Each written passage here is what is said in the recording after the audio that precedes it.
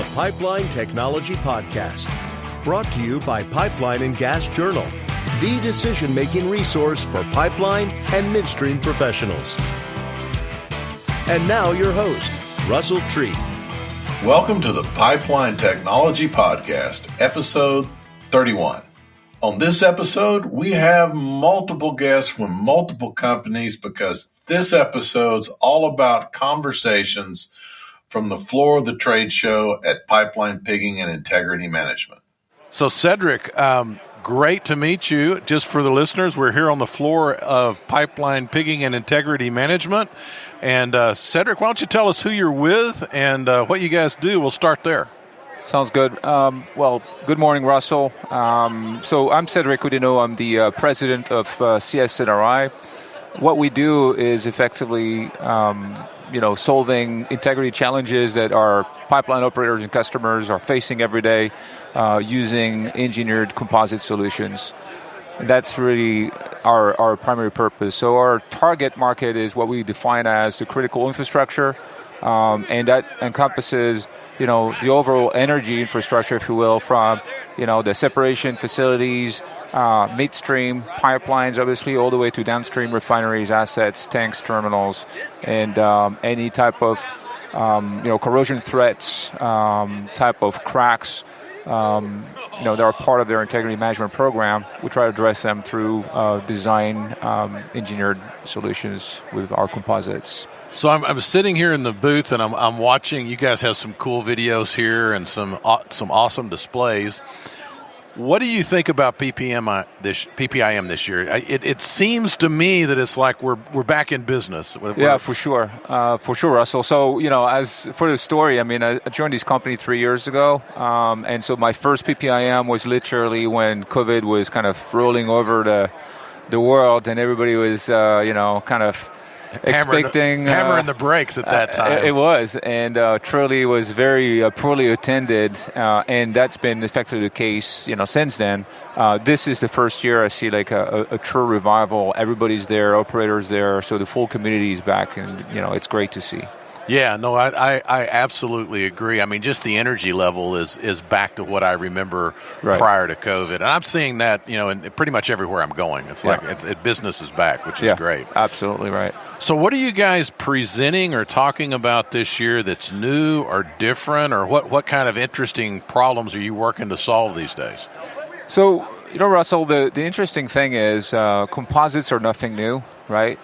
We've been around with various names and technologies for over 30 years in the industry.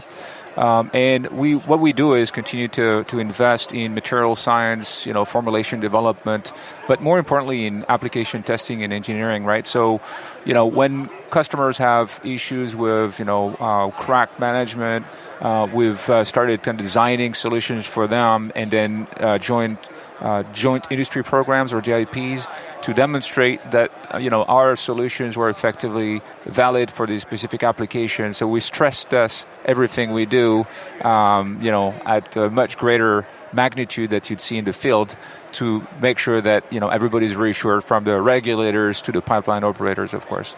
Right. So that, to me, in this world of pipelining, one of the funnest things we ever get to do is break stuff. Right. So, and there's not very many opportunities to do that. So it sounds like that's a key part of your business, is making sure you understand what the limits of the repairs actually are through actual destructive testing. That's exactly right. So we've got a lot of predictive modeling and of course, material science extension that will predict when things break. And we like to break things to make sure the models are accurate, right? So that's kind of this ongoing validation. But you're right. We have a lot of fun breaking pipes with various defects. It's actually quite amazing when you see a hydro test that goes boom, and you're right next to it, obviously in a safe space, but nevertheless, it's the impact that you hear is just overwhelming. Yeah, in my military training, we called that a significant emotional event. Yeah, that's exactly what it feels like. Yeah, you do. Yeah. It's shocking even when it's planned. Right, absolutely. Yeah, you never quite know when it happens. You're never quite ready. Right. But really, when you go back in there, it's all depressurized, and you kind of look at a piece of metal that's pretty thick, that's kind of laying almost flat open, and then the composite rings that are still intact. It kind of makes you think that's why we fly in composite aircraft these days. Right. There's a lot less challenges around this when you've seen it. Destructive. No, it's the things we can do with materials these days in terms of strength, it's incredible. Absolutely. Are you guys presenting any white papers or presentations this year? Yeah, we do. We've got 2 white papers or technical presentations. One on Thursday, and the topic is how do we model composite applications for colonies of cracks, so what we call SSC. And I think that's really an interesting extension. We've done a lot of crack repairs over the years. This is kind of expanding the scope to colonies of cracks, so that's what's called from one to many. And then the other one is effectively how have we done geohazard mitigation for some of our operators in North America, and we've really evaluated the composite solutions under a variety of testing, axial, bending loads, to kind of try to, again, simulate the geohazard type of environment and stress that the pipeline infrastructure is under in some of the geohazard risk areas.